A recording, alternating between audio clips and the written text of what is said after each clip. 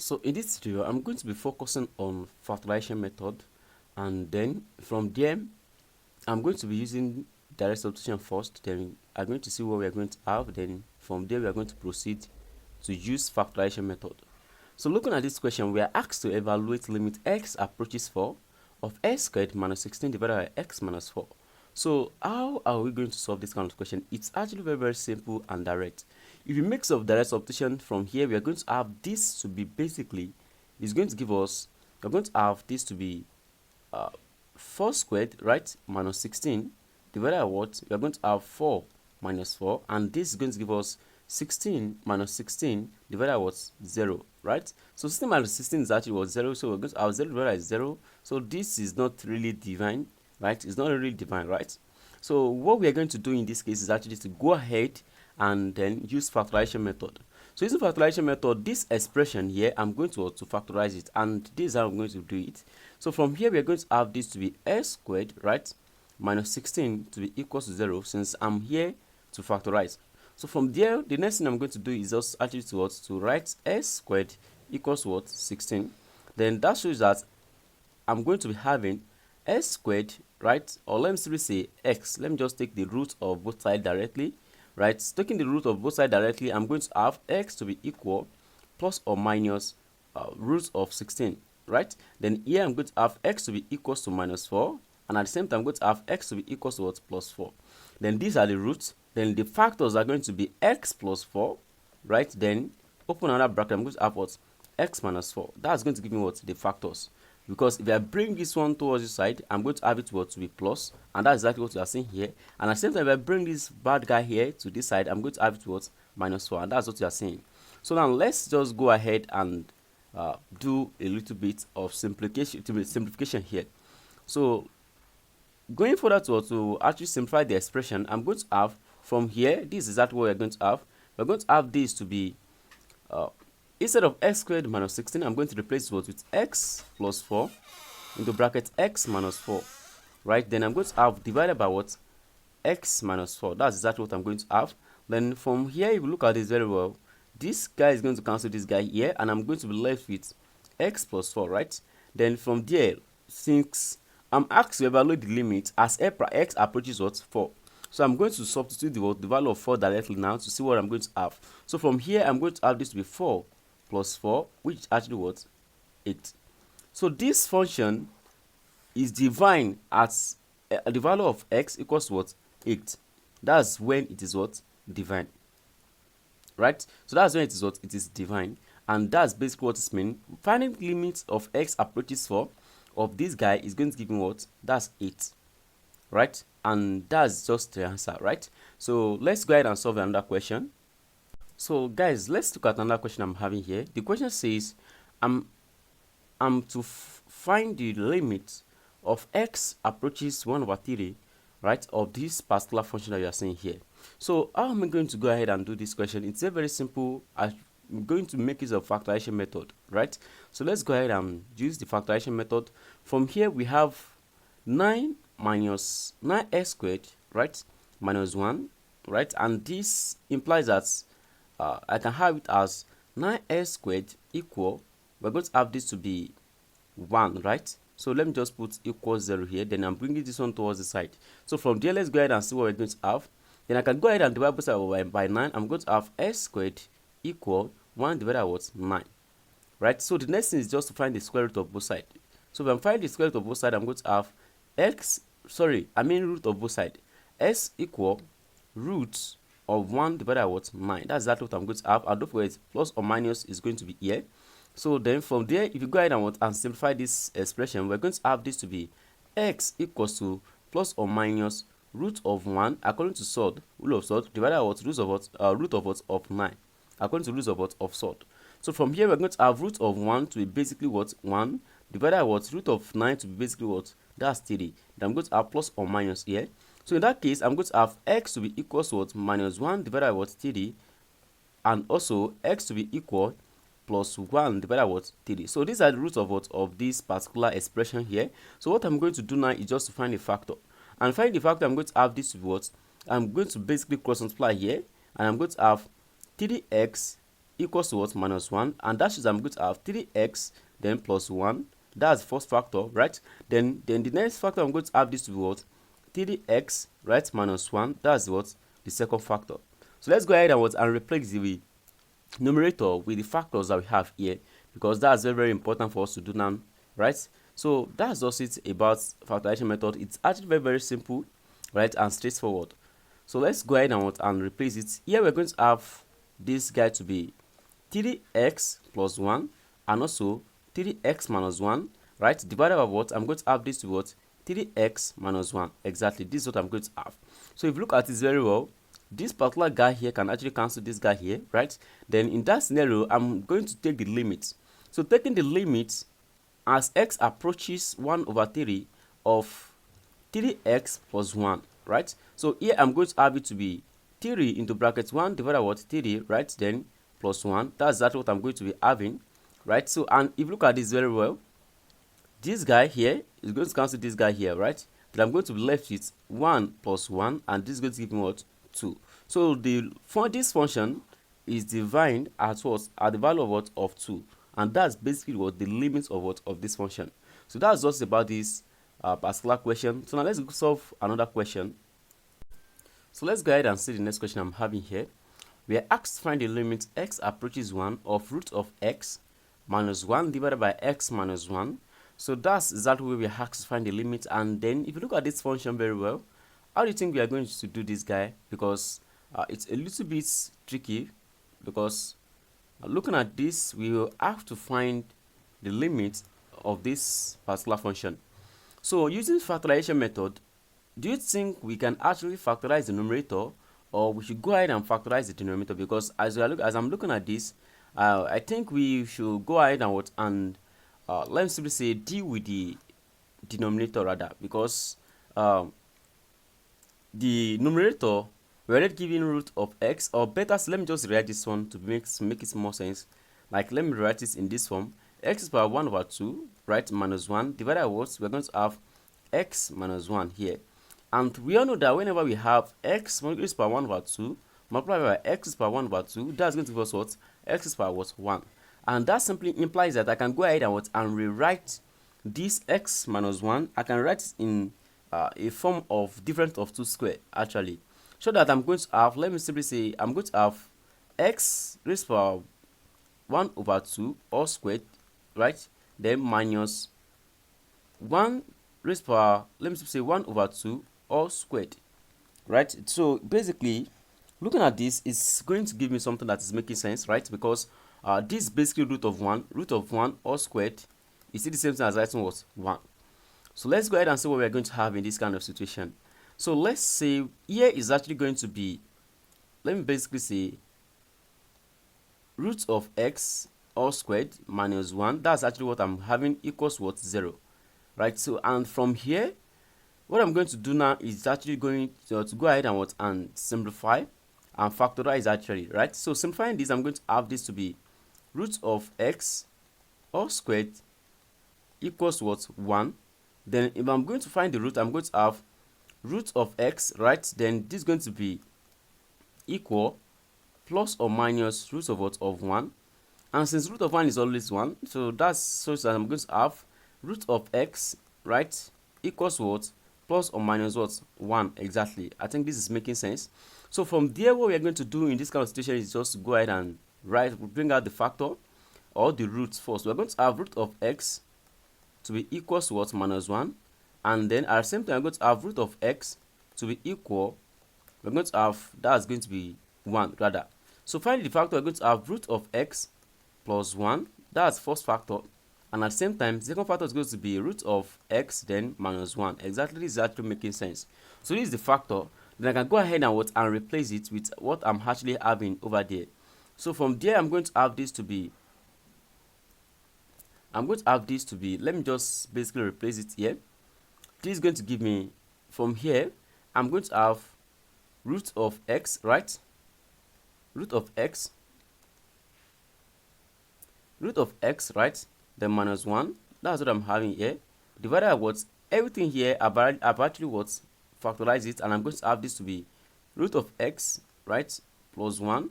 And at the same time, I'm going to have root of x minus 1 here, right? So if I go ahead and simplify a little bit, I'm going to have this cancelling this out. This one is going to cancel this one out, right? Then I'm going to have, let me simply say, I'm going to be left with, this is going to give me equal 1 divided by what? Here is going to be root of x plus 1. Then I can go ahead and substitute it using direct substitution. I'm going to have 1 divided by what? Root of 1, right? Then plus 1, and this is going to give me 1 over 2. So this is the final answer, 1 over 2, and that's just it. Now let's go ahead and solve another question.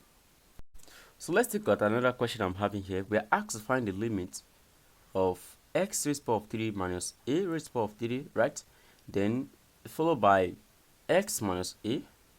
Now looking at this very well, if you look at this, I can actually write this in another expression, right?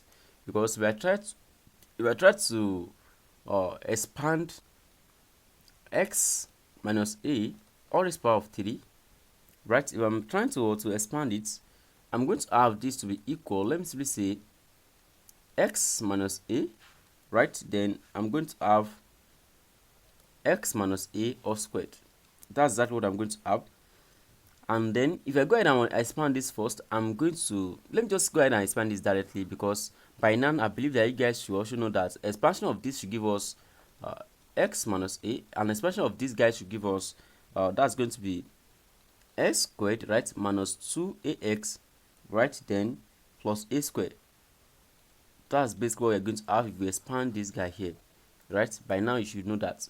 So let's go ahead and expand everything that we have here. If you go ahead and expand everything that we have here, we're going to have this to be, actually we're going to have it to be x into brackets x squared, right, minus 2a x, then plus a squared.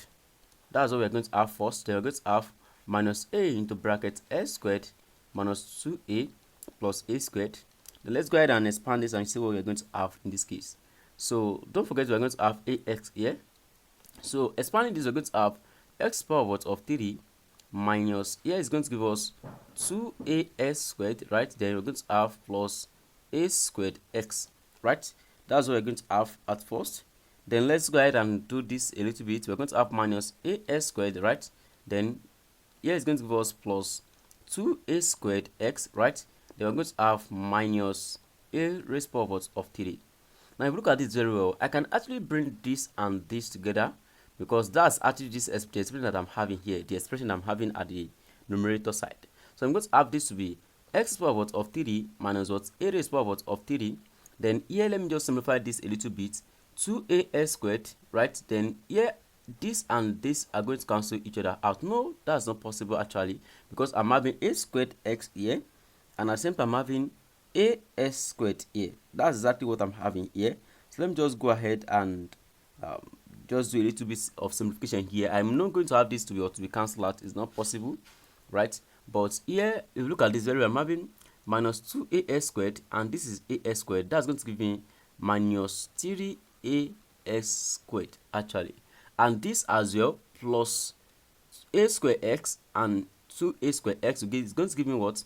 Plus 3a squared x, right? Then I'm going to have, that's exactly what I'm going to have.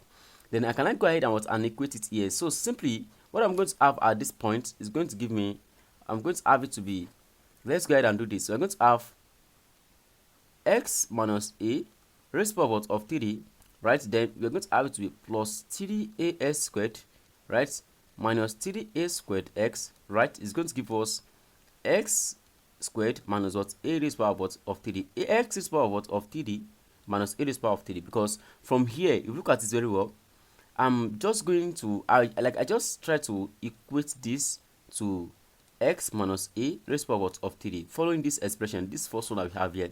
So I'm following the first one that we have here. If you look at this very well, so I've expanded this, which I actually arrived to this point.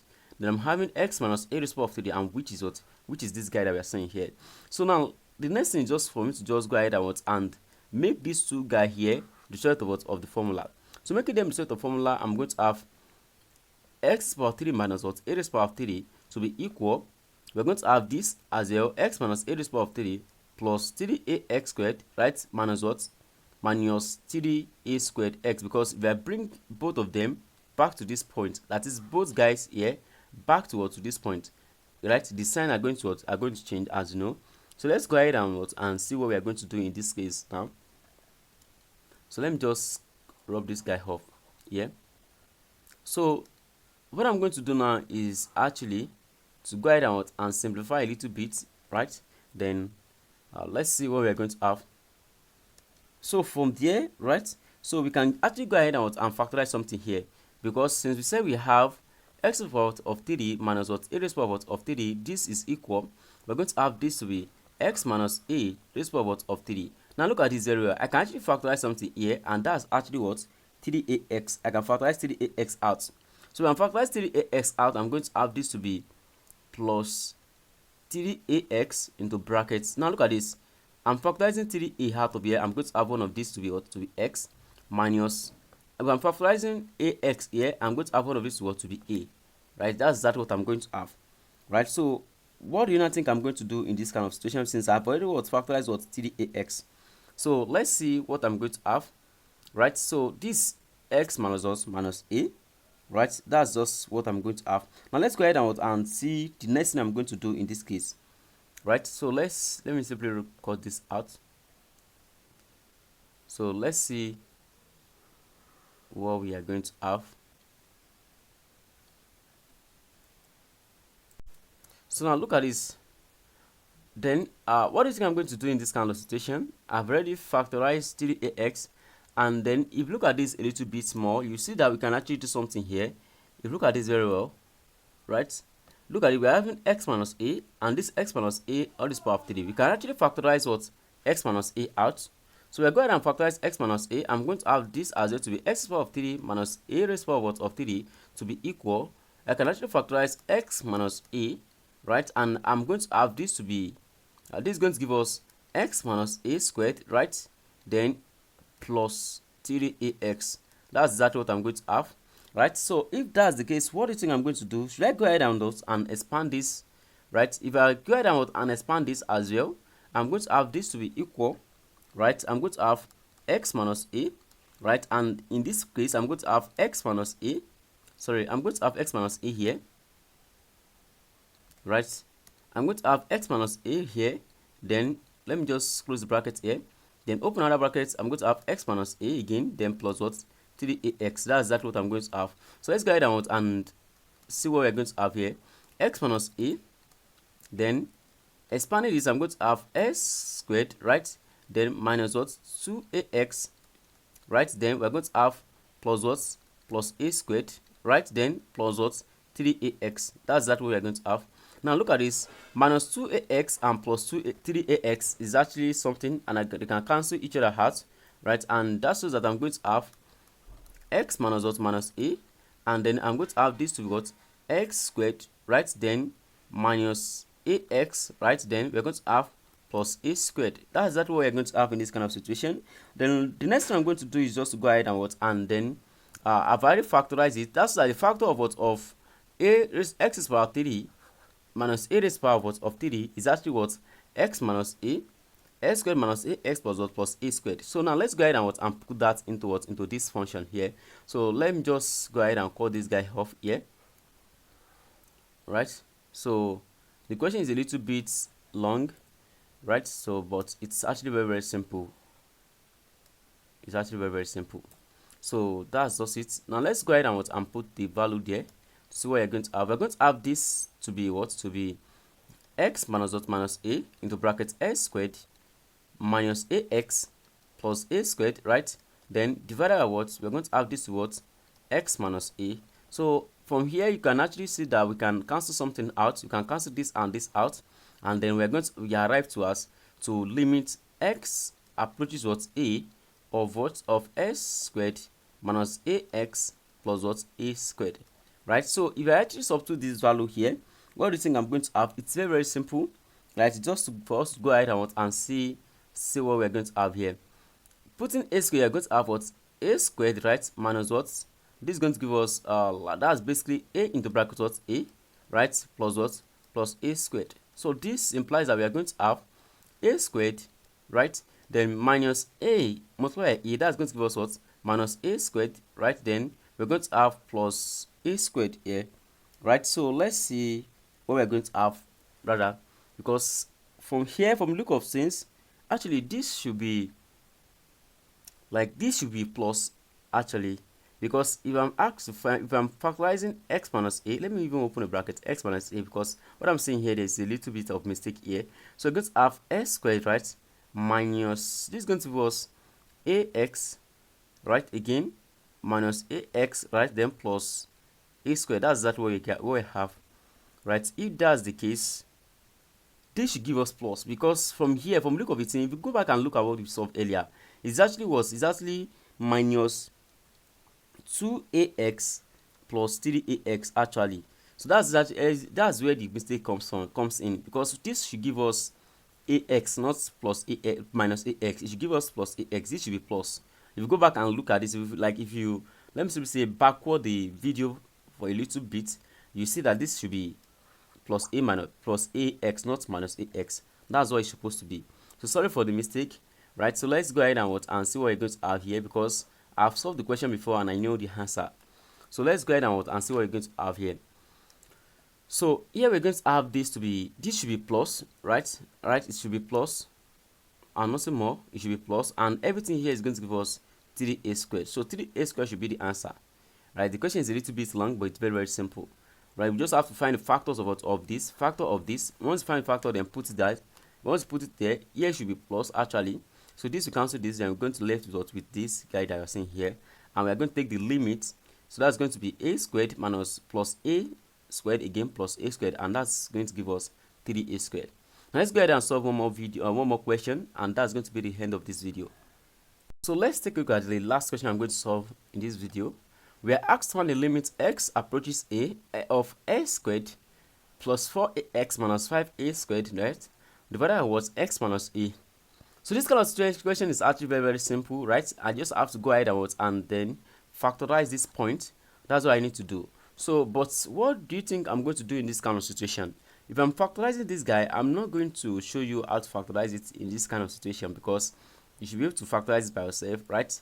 You should know that from here we're going to have s squared plus 4ax, right, then minus 5a squared, and this is going to give us s squared, right? Then we're going to have let me basically say plus, here is going to be 4ax, right? Like we are going to have plus, let me just use 5ax minus what, ax, then minus what, 5a squared. That's what I'm going to have, right? So at the end of the day, if you add this together, we're going to have it to be plus 4ax, right? So I suppose I want to show you how to factorize it, but let me just go ahead and finish the job. You understand? Let me get the work done. So from here, we're going to have this. Let me just simply put this into brackets and try to see what we're going to have. So here we're going to factorize x, because x is common here.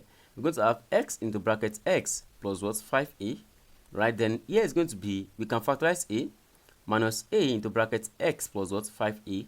So here we're going to have x minus a, then we're going to have x plus what, 5a. That's what we're going to have. So let's go ahead and put it here. We're going to have x minus a, right, into brackets x plus what, 5a. That's what we're going to have. Then this is going to be divided by x minus a.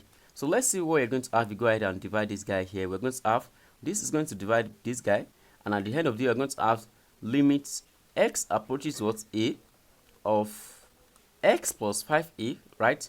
Then taking the limits, we're going to have a plus 5a, and this is going to give us 6a. So 6a is what is the answer, and it's quite simple, right? So that's just it about this video. If you enjoyed the factorization method, rather, then make sure you share and like this video, and don't forget to subscribe. So please, it's very, very simple. Just help me to click on the subscription button. It's very, very free, and it's totally free. So that's just it. Thanks for watching.